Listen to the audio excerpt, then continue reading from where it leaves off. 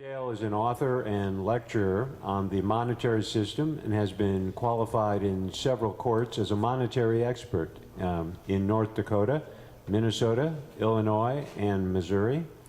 He is the author of the Minnesota Transportation Act, MTA, which would mandate Minnesota's Transportation Department and state-chartered banks to enter into an agreement providing that the banks would advance funds for legislatively approved transportation projects in the same way that banks make commercial loans, simply by monetizing the projects themselves.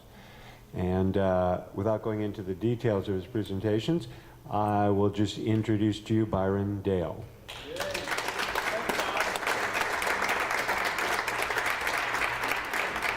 First thing I want to know, can everybody hear me? Okay, now the second thing I want to know, if you'll answer some questions if I ask you. Okay, the first thing I really want to do though is tonight is to thank Ellen Brown, or I wouldn't be here, and Bill Still. Bill Still drove all the way from Chicago to Minneapolis in an ice and snowstorm to interview me for his film. And I really appreciate that. He actually risked his life to do it. He stayed overnight. We had a couple of great visits, and he took several shots of me. And of course, you see me occasionally on that film.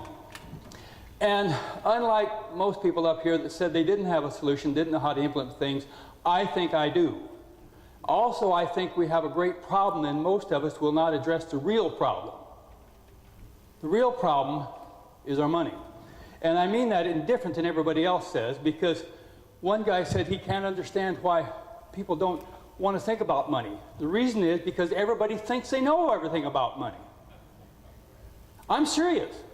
I have traveled from California to New York City and from Canada clear down to Costa Rica giving speeches. That's all I used to do for a while.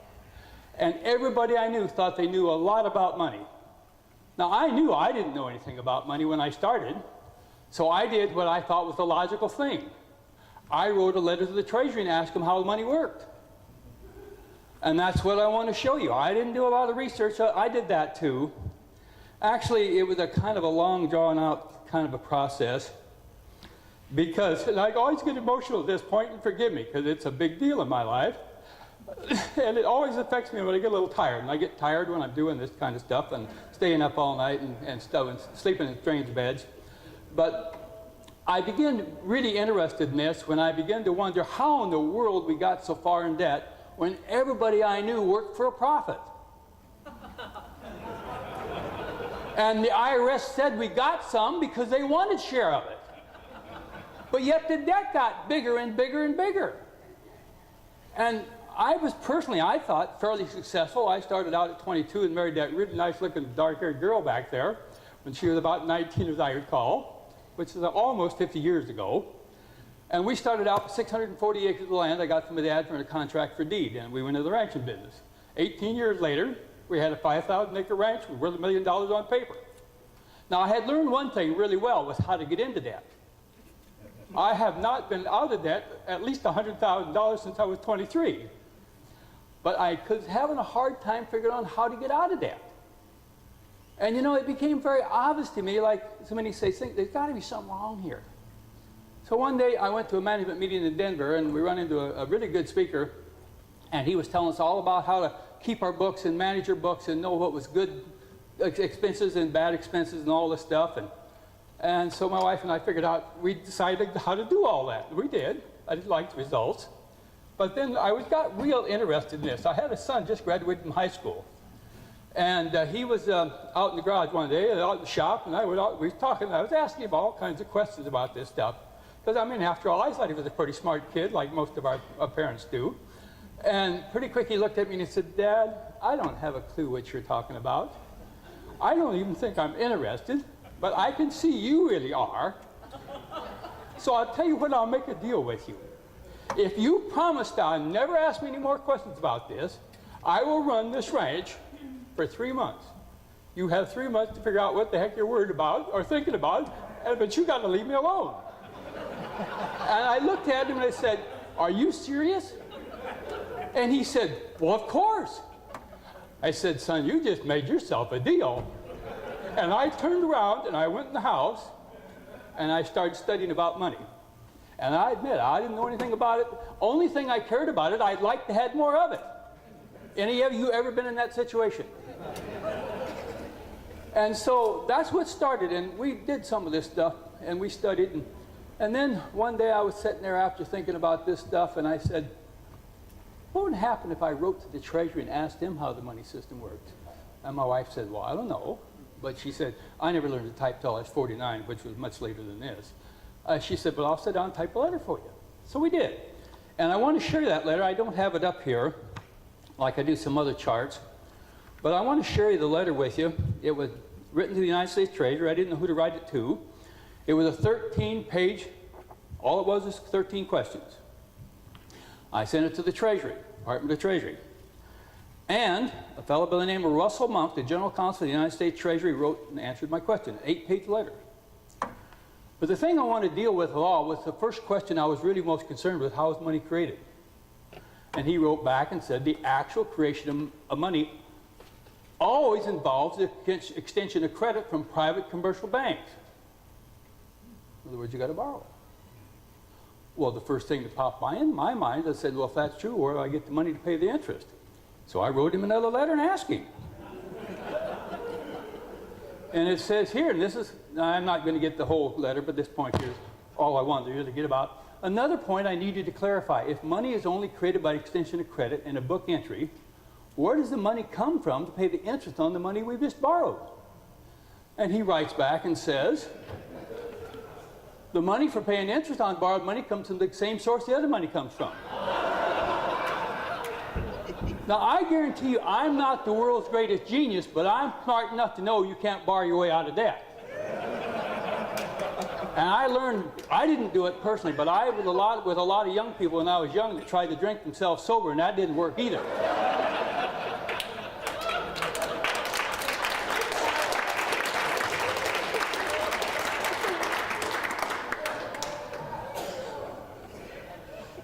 Forgive me, I really don't like to do these sweep charts.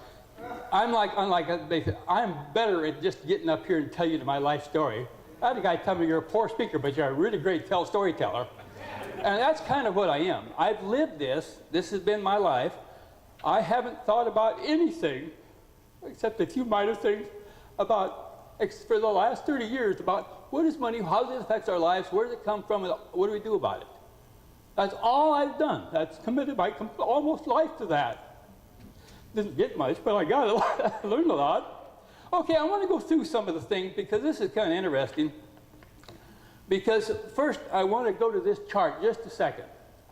Because I want you to understand, and maybe not this right, but money is power. Now, it's not money in itself that's power, but it gives people power. It gives power to do a lot of things with. And money also works on certain principles. I'll get into that more later. But if we use the good principles, we build great, wealthy nations and wealthy people. If we use money under the wrong principles, we always destroy every nation it's used in. And that's historical facts. Okay, now let's go on a little bit about this letter, because he tells me here in both the Goldsmith practice and modern banking, new money is offered by creating loans to customers. And I think I jumped ahead of myself here. Let me check here a minute. Oh, yeah, I did. Let me go back here just before I go on to here. Because first off, nobody really knows what money is. You know why that is? Because money is nothing but a mental concept. That's all it is. It's a man-made concept that we think. Many things have been used for money. When we go back as far as the Roman Empire, salt, and cattle, and tobacco, and fish, and shot and shells, and wampum beads, and gold and silver. But you know, there's one thing all these things had in common. They represented wealth. What is wealth? And this is the chart I got from California. I was out there speaking one time. And wealth is basically what comes from two concepts, agriculture and mining. If it can't be grown, it must be mined. And it takes three things in combination to produce anything. First, you have to have the knowledge of what to do. You have the raw materials to work with, and you have to have the labor to do it. If you don't have those three things in combination at the exact same time, you cannot create anything. Now, you can do a lot of things. I can have an idea, but if I don't put the idea into that other, it never becomes anything but an idea. Okay, now, this is the real truth here. There is no subtler, surer means of overturning the existing basis of society than to balk its currency. It engages all the hidden forces of economic law on the side of destruction and does it in a manner that only a few people are able to diagnose. And I'd say like 1 in every 10 million that I personally run into. And the only way to debauch currency and to make it a corrupt and immoral thing instead of a good thing for the benefit of everybody is to change it from a representation of wealth to a representation of debt. You think about that.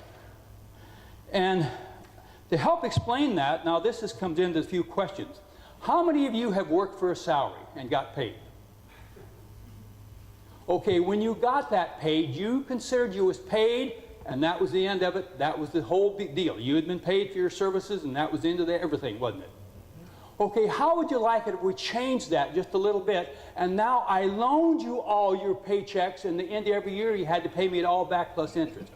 How much do you think that would affect your lives? That's what we have allowed them to do to us. And that's what the corruption of money really is. And I'll get into that more a little. But let's go through here a little, because I got a little something I think I want to show you.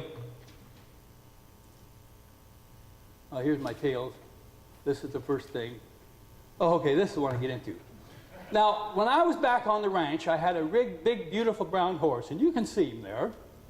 This is true, the rest of it ain't so true. And you know, I read this out of the Treasury, and I want to get the connection here.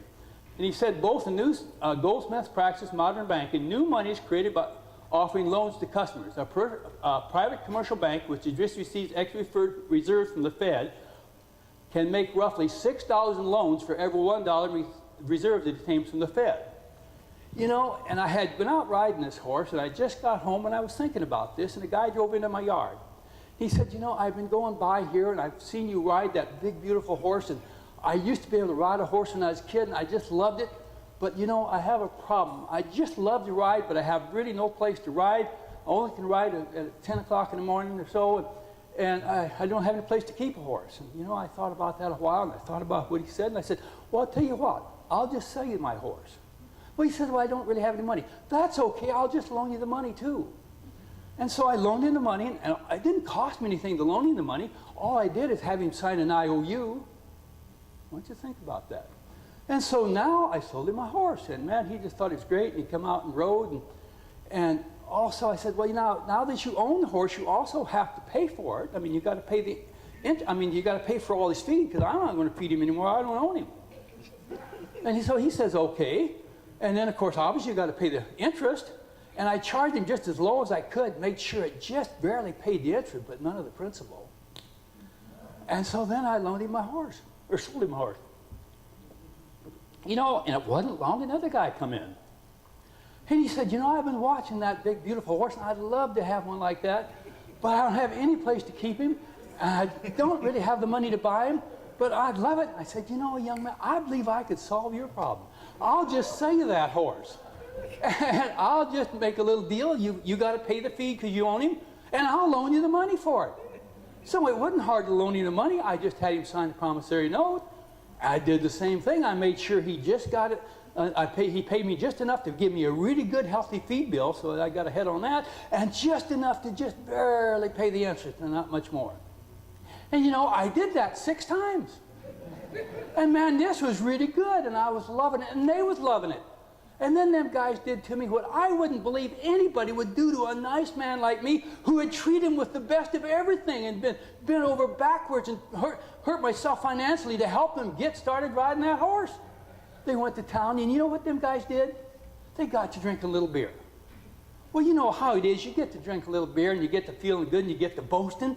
And first thing you know, they was all betting on which one had the fastest horse. And then, by golly, you know what? I heard about this, and they decided, by golly, they'd come out Sunday and have a horse race. It's called a run on a bank. And you know, so by golly,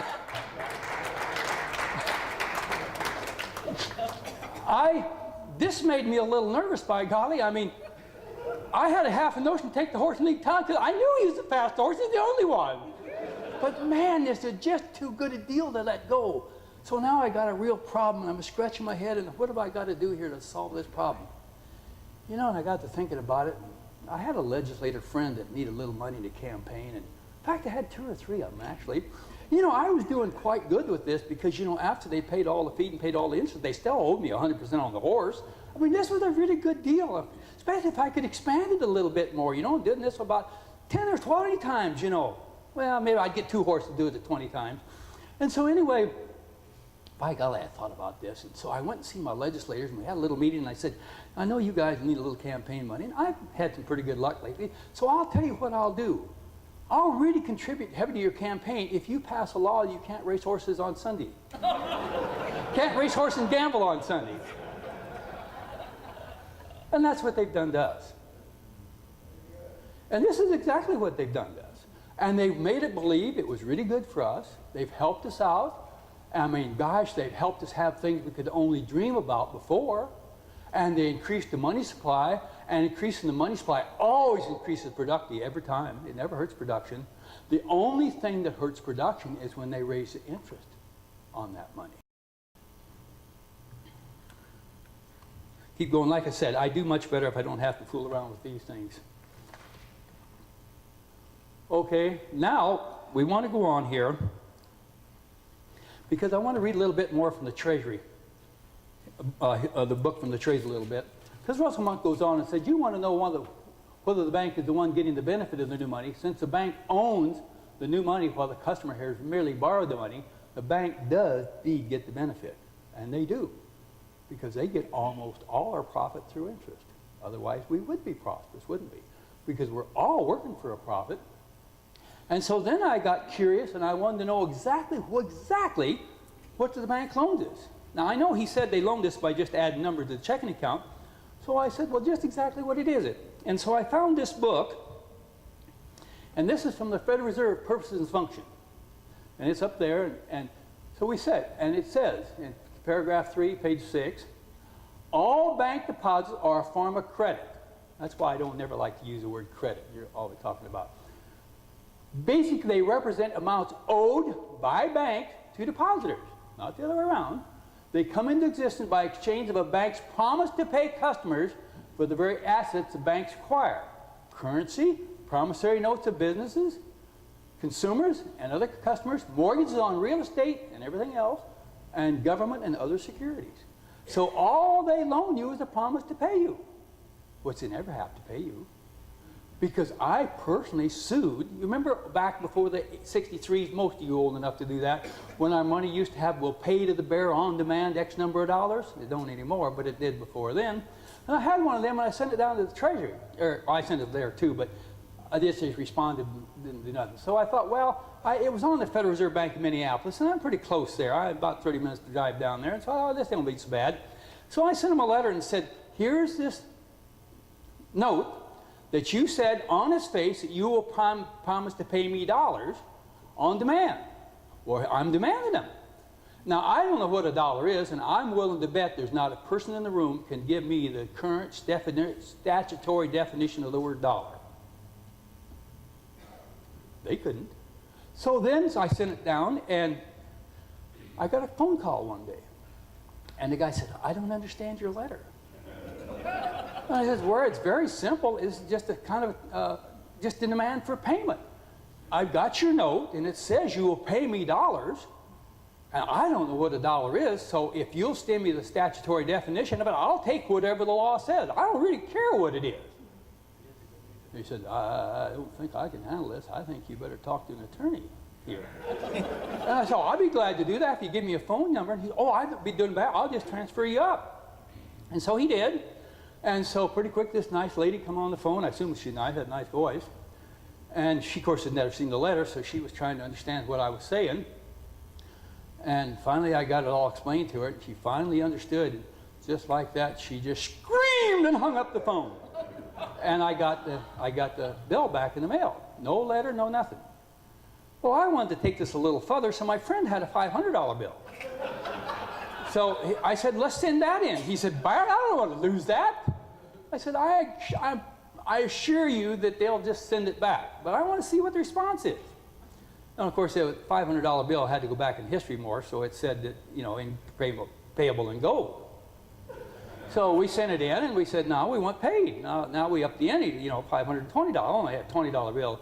I wasn't too rich back then days, but I still ain't, but that's okay. Anyway, that time we got a letter saying, well, we used to use gold, sir, but we don't anymore, and we don't have to. We don't have anything to pay with. But if you want something physical for that bill, just take it down to any store, and they'll make it good. You know, I've thought about that a lot. You know, I think I could live pretty high if I could go around and write IOUs and somebody else would always pay for them. I get to buy anything I wanted with them. Everything my heart could desire. I never have to pay one. And they finally ended up saying, they didn't know what to pay me with. So we went down, and so this went a little further, so I went ahead then and I sued him in small claims court. When I filed the claim, the clerk said, well, you can't do this, they're a federal agency. You can't sue them. I said, well, I don't think that's true. I think they're just a private bank. I think I can sue them just like anybody else. But I don't want to argue with you because you may be right and I may be wrong. So why don't I just pay and you send it in? If they send it back and tell you that you're right and I'm wrong, well, then here's my phone number and my address. I'll just come get back, you know, my filing fee back, and that'll be the end of it. She said, that sounds fair. About 3 days later or 4, I got a hearing date and set in court. We go down to small claims court, and they didn't know what to do. And of course, the judge, he never read it till we got there.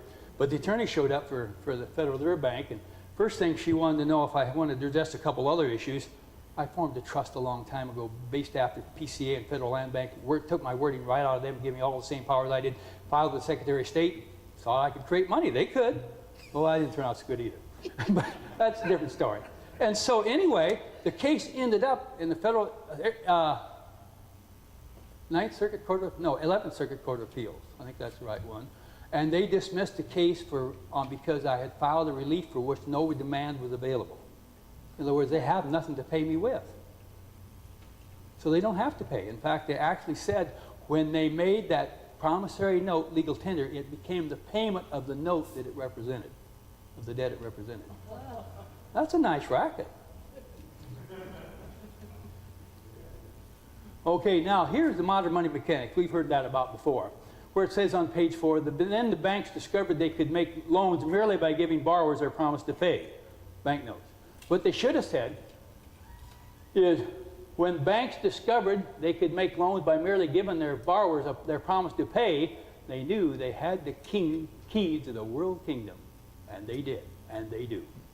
And they will always have it until we take that power away from them.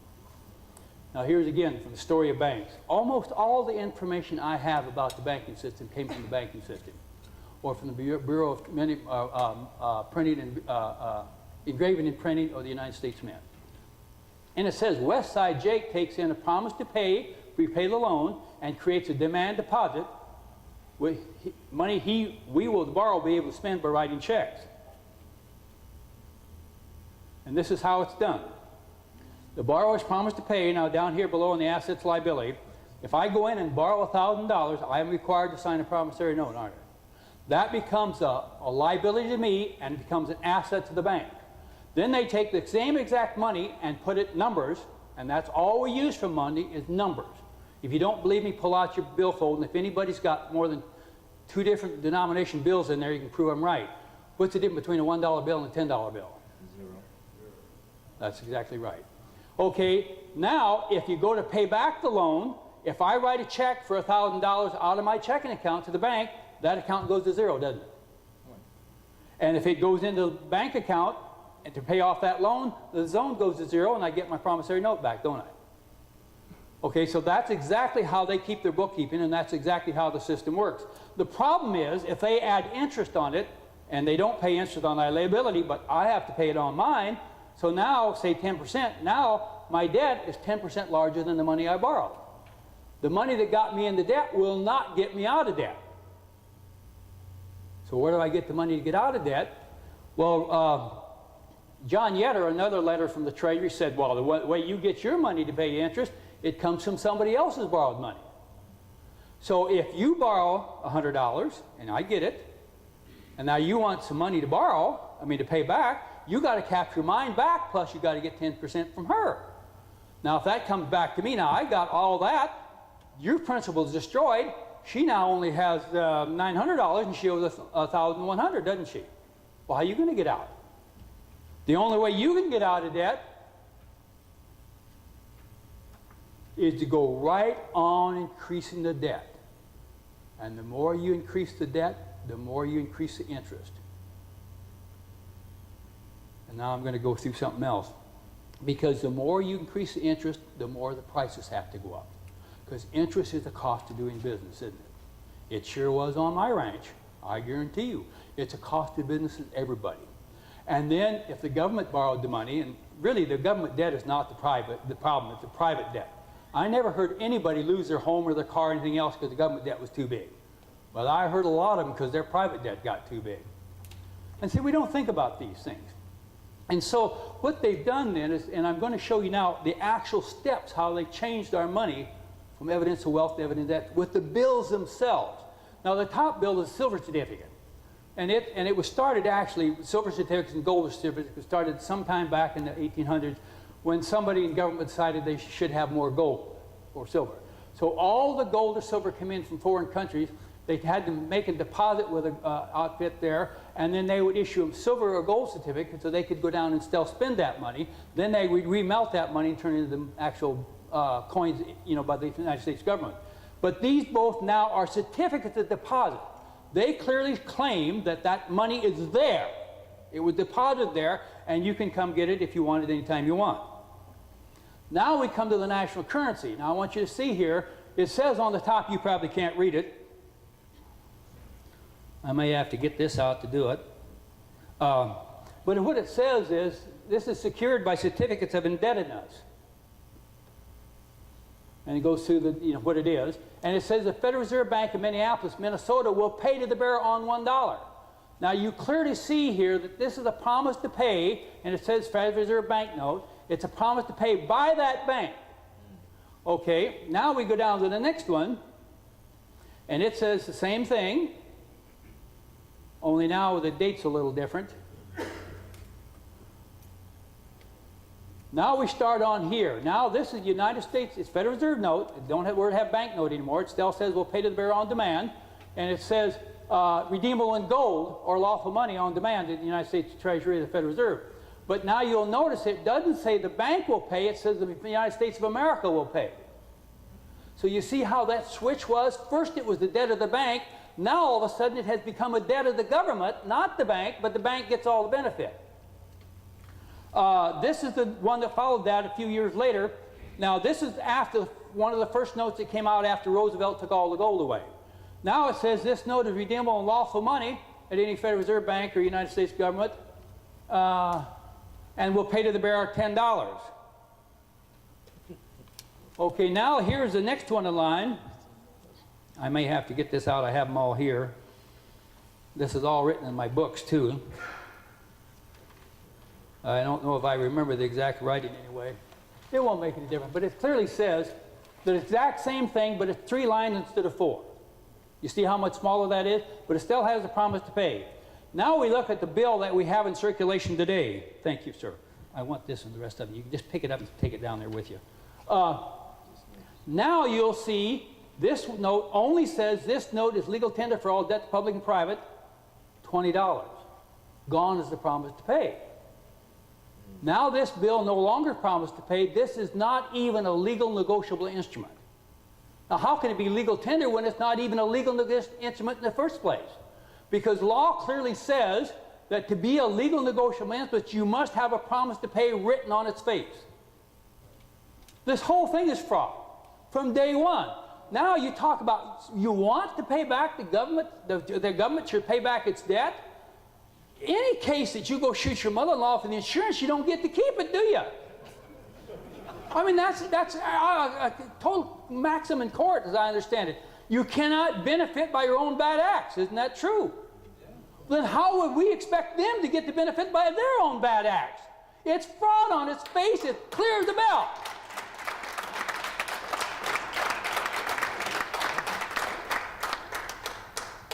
Now I want to get into some of the results of what this all really means to you and me personally. Not only does it actually cause inflation, inflation is only caused by two things: greed and interest on the money. Increasing the money causes inflation in the fact that it means it increases the money supply, but you have to increase the money supply because you couldn't have any profit if you didn't. You two each have $10. End of the year, you want each one to have $11. How do you do that unless the money increases? Or unless one of you loses some money to the other one, so now you only got 9 and you got 11. Otherwise, it can't work. So if you don't increase the money supply, you can't even have a commerce. It can't run. Because you're going to break half the people, the other half gets rich. It does that way anyway now, but that's immaterial. So we'll look and see exactly what's happening. Because this is the debt, and they showed this several times already in this conference. And they also, what they don't show you though, is the effect of the interest. Now this chart came from a speech that David Walker, at that time U.S. Comptroller General of the United States. And he took this, and this is his statement. This is what his figures were on that speech. The total value of America's wealth was $38 trillion. The total debt was $57 trillion. The total unfunded liabilities was 54, and America's money supply was 7.7. The last time I checked, and you can get those figures out of the Federal Reserve Board's website today, and the last I checked, the money supply is 8.8 trillion. So what I did, I had a legislator I got to know pretty well. He was the president of the Senate, and he was a banker in Minnesota. So I took this down to him, and I said, you know, I got a little problem. I'd like to know, maybe I could get you a loan from you. And of course, it was in the elevator, and there was other people, and everybody was embarrassed. And so I said, well, I really didn't want a loan. I just kind of wanted you to look over my financial statement and tell me what you thought. So I give this to him, and I said, now here's my financial statement. My total wealth is $38,000. My total debt is $57,000. I got bills coming up that's $54,000, and my money supply is 7.7. Can you borrow me some money so I can cover my bills coming up? He said, hell, man, you're already broke. I said, well, if you change that from thousands to trillions, that's the United States property statement. Obviously, he didn't think they was broke. What's wrong here? Now, this is where you really rubber hits the road. This is what it's all about. You want to know what's happening. Now, this chart here, they said I could punch here.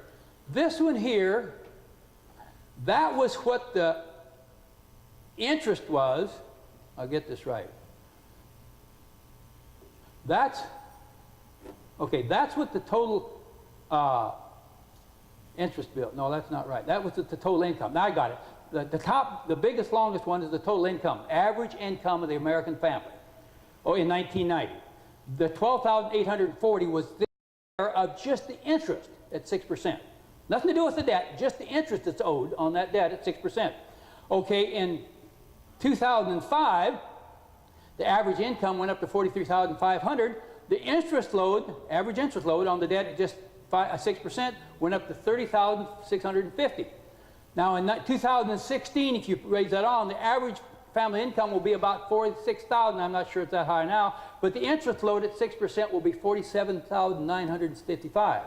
I sent that down to the Federal Reserve Bank of Minneapolis, and they confirmed that those figures looked accurate to them. Didn't seem to bother them, but it kind of bothered me.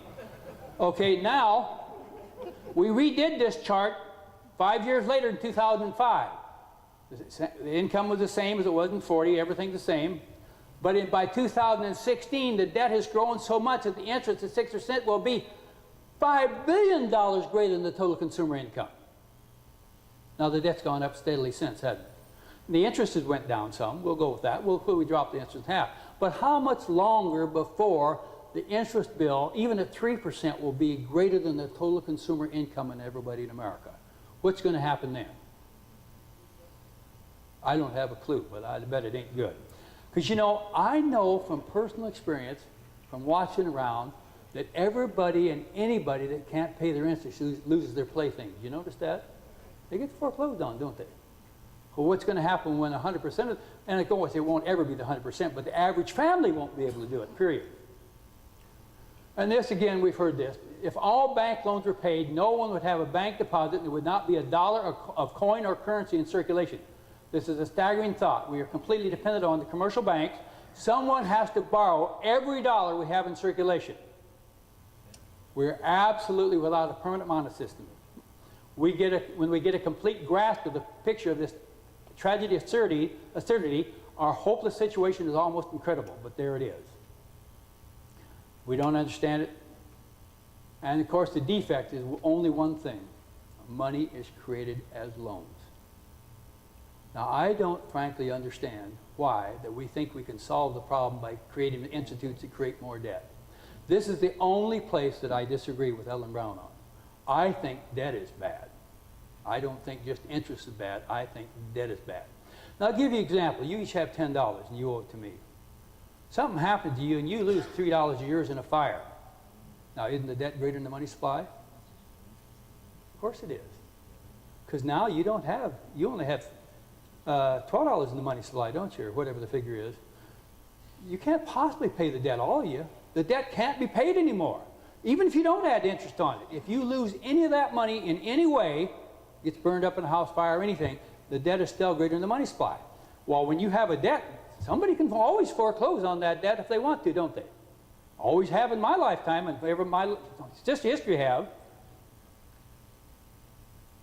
And again, this is where we've come to. A study of the World Institute for Development Economics Research at the United States University reported that the richest 1% of the population owned 40% of the global assets in the year 2000, and that's the richest 10% of the population accounted for 85% of the world's total wealth. We've heard that over and over again, and the three richest people have more assets than the gross domestic product of 48 of the least developed countries alone together.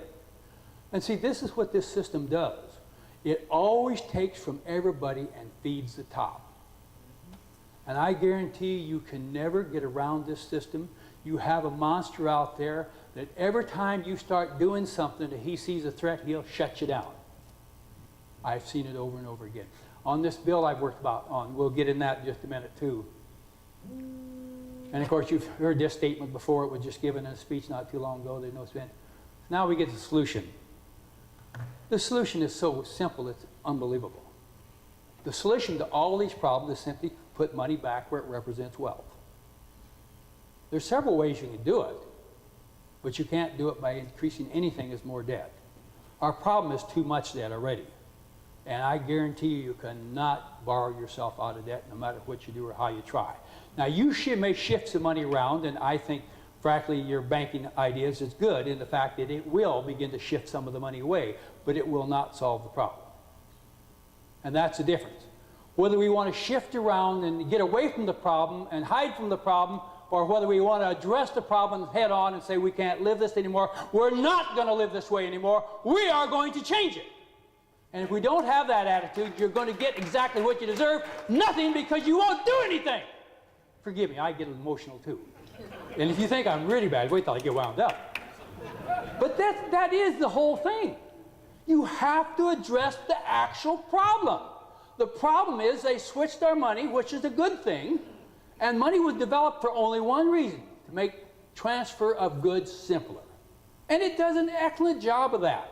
And it don't make any difference what it is. Money, in fact, many times you've said in this conference that you need an accounting system to keep track of the credits. I hate that word, because when I look it up in the dictionary, it means what I owe and maybe I can pay later.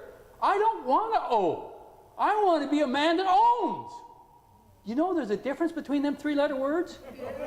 A real difference. And I don't want to be an ower.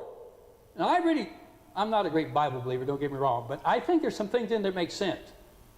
My personal life has taught me that the lender is always servant to the borrower. The borrower is always servant to the lender. By God, if he wants his money, he can come take you. And they don't mind sending out an army to get it either. I'll give you another story about that too, but it won't. So see, we got to address the problem. The problem is you have to get money that represents the wealth.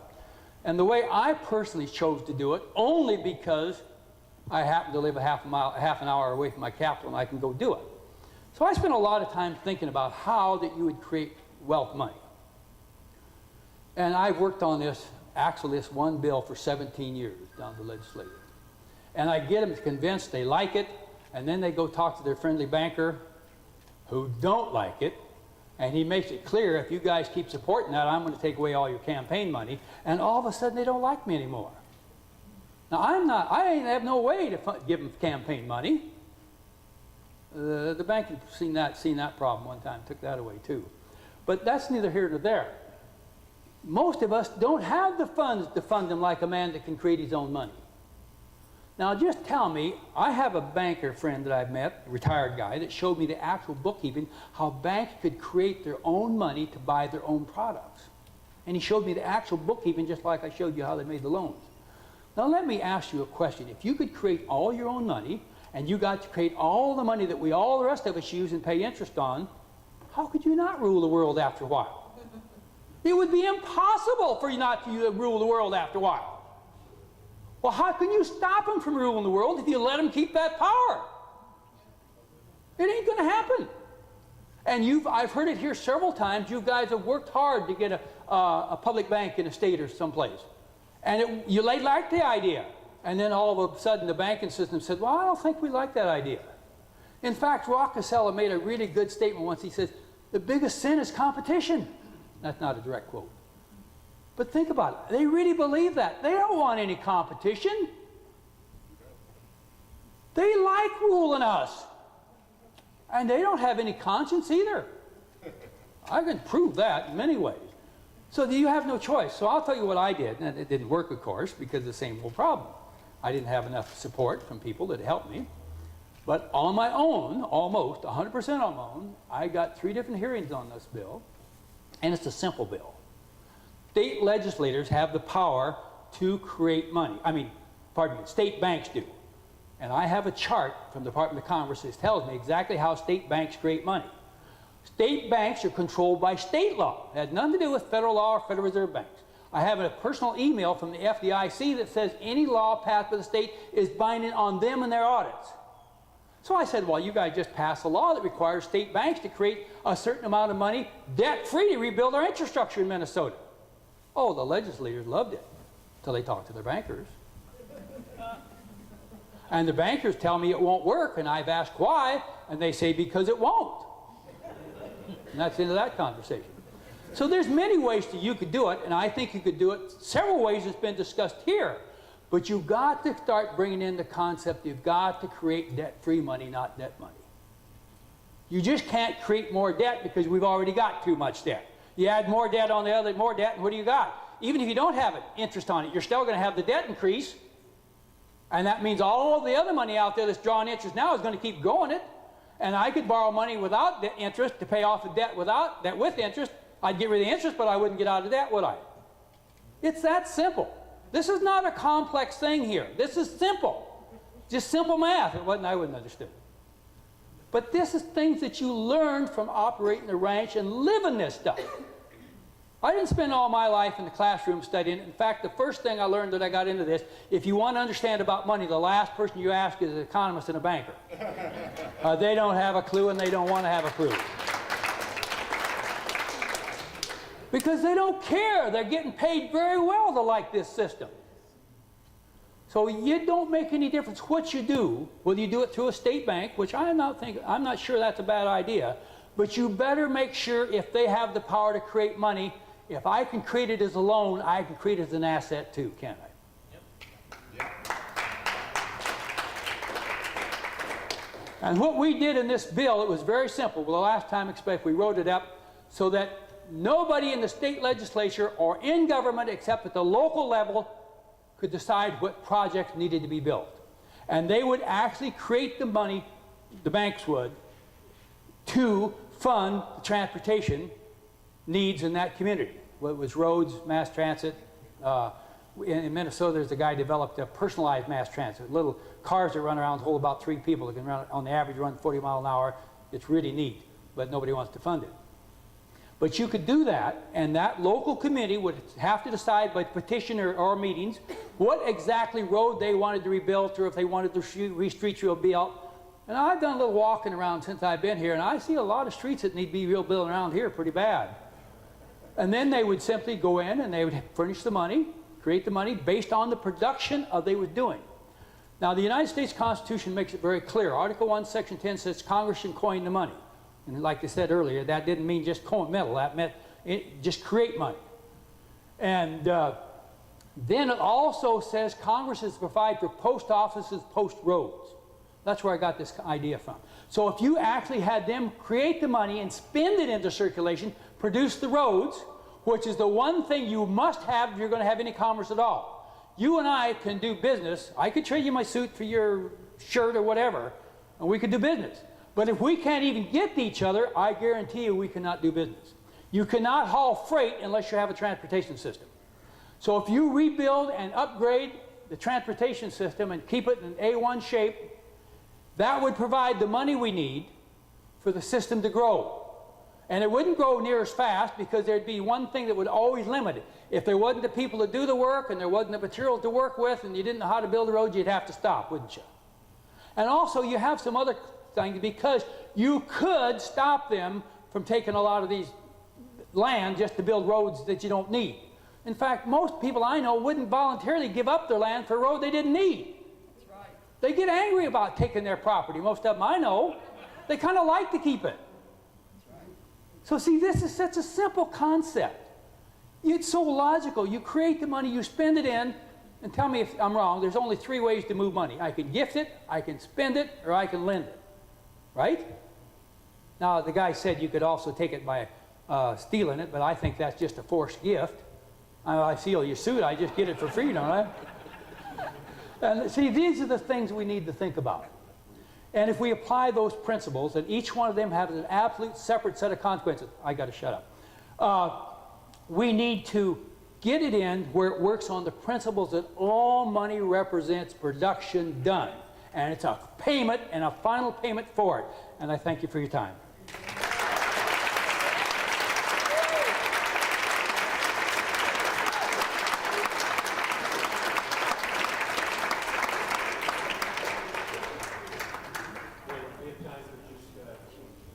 A couple questions here. You have any questions right here? Okay. And one more, maybe? I hope I'm remembering the title correctly, but what do you think of Dennis Kucinich's NEED Act? Well, I have several problems with it. And problems that's already been addressed. For one thing, I don't think you can have the same people run it that's been doing the other system so long. If you're going to have a new system, you're going to have people want to think in that new system, not in the old system. I don't think we need basically a 4th branch of government. I think the Treasury could do it quite easy, I mean the Congress.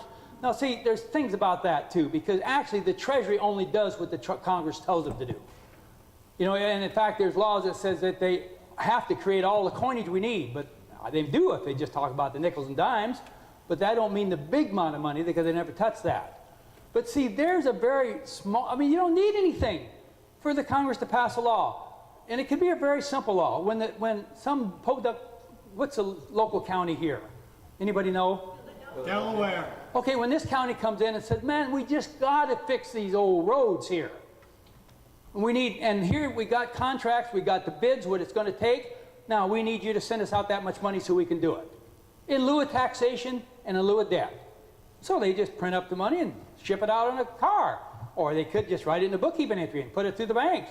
I don't have a problem with banking helping us move. In fact, they are actually the debit and credit system you guys are all talking about, if you take the power to create money away from them.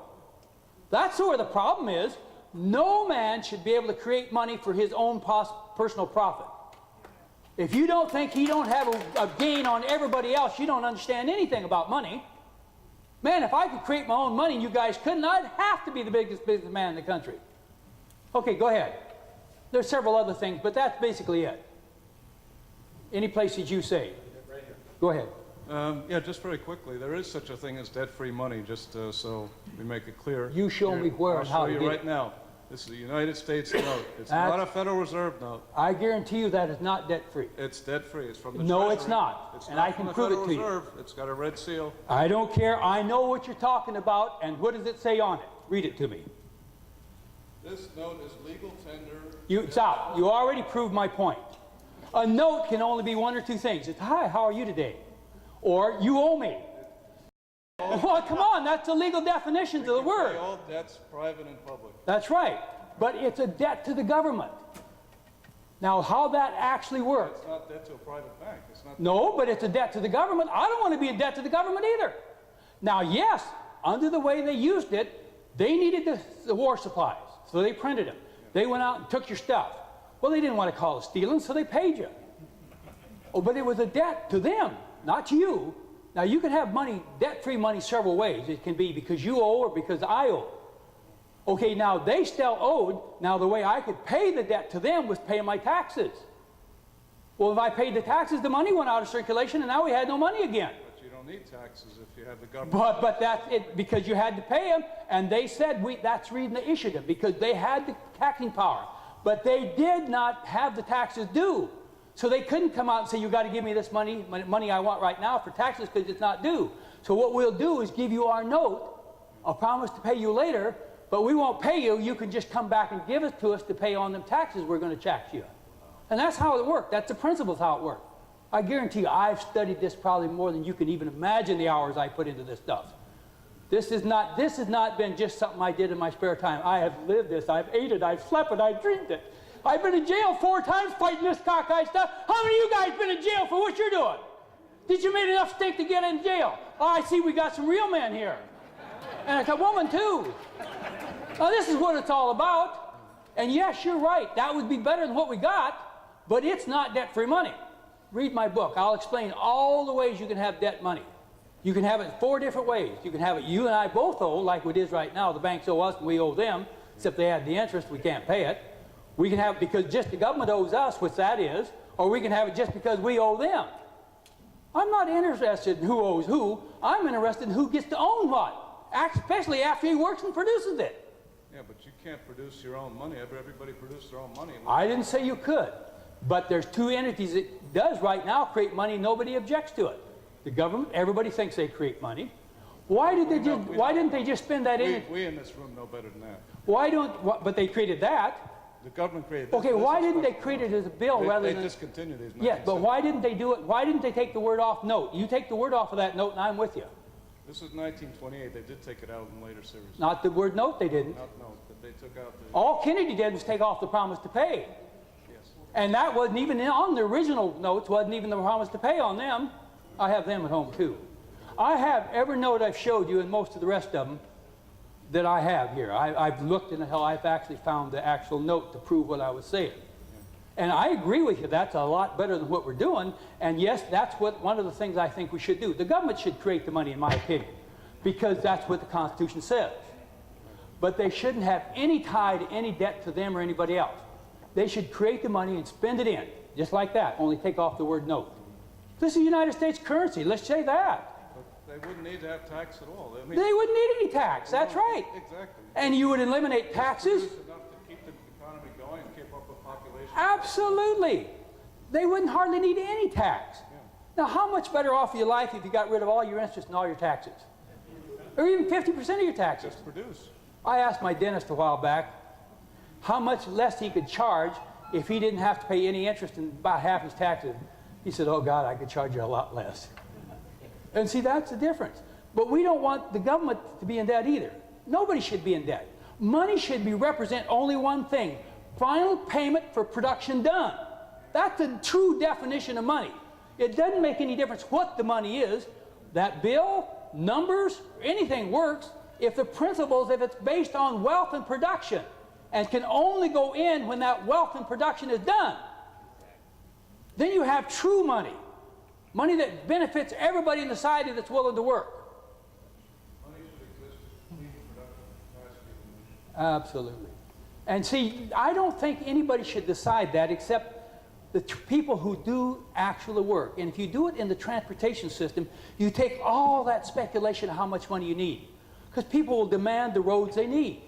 And then, if you didn't need so much money, and you didn't, as Margaret Kennedy, they already said here today, and I think she's right, 40% of everything is just the cost of interest. And I think at least 30% is the cost of taxes. I don't leave a whole lot much, so anything left. And you see this all the time. Because once you drive up the cost of interest, once your interest comes due and that cost goes, the first thing you have to do is either take less profit or cut your expenses someplace else. Now that starts driving a big spread constantly between labor and raw resources and finished product. And that's what we see. And that's what they call price inflation. They always say, well, because the government prints too much money. But everybody I know is short of money. How many people here really believe they know somebody who honestly believes they have too much money? I don't even think Warren Buffett believes that. If he would quit doing all this business and get more. I know Bill Gates don't, because he don't lower the price of his computers any. See, this is the whole thing that you've got to change. It's like one of the late congressmen said to me the other day, actually a senator in Minnesota. She thought a while and scratched her head. She says, this takes a whole paradigm shift in thinking, doesn't it? And that's what it really is. You've got to get out of this thinking old that you need more credit. You need real money. Go ahead. Byron, we have to. He says I got to shut up. Come talk to me. Is what? Absolutely not. Because it's based on production. Because the production has to increase the same amount the money does.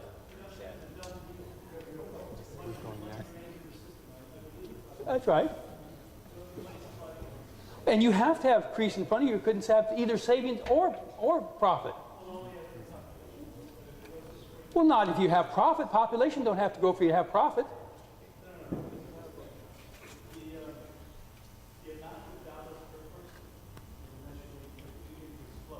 I don't think so. And I think if in time I could prove you that.